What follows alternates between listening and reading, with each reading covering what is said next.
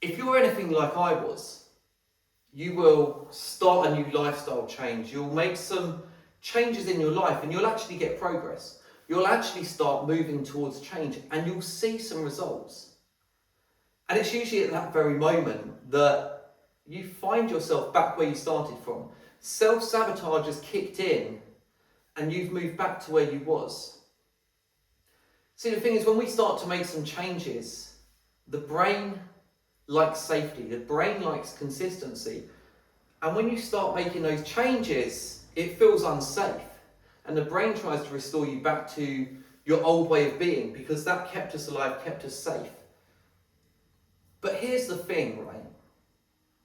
You've probably started making those changes from a place of shame. Maybe you've overeaten at the weekend and you're feeling shame and then you decide you need to make some changes.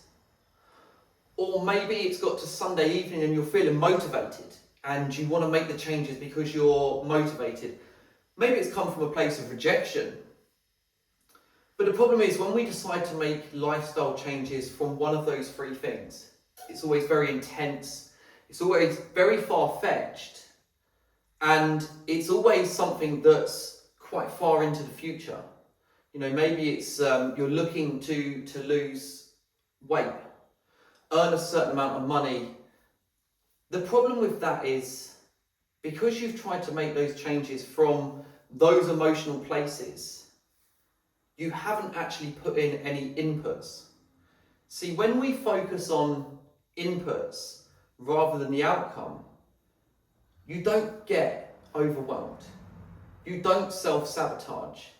My consistent results have come because rather than me focusing on the outcome, I've started to focus on my daily inputs. I've put in place some standards that I go by every day.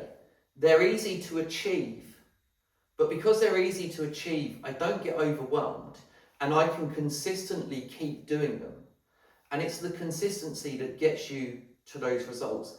The intensity will last and then disappear. So rather than focusing on this big outcome, rather than looking at the top of the mountain from the bottom and seeing how far you've got to travel, focus on each step.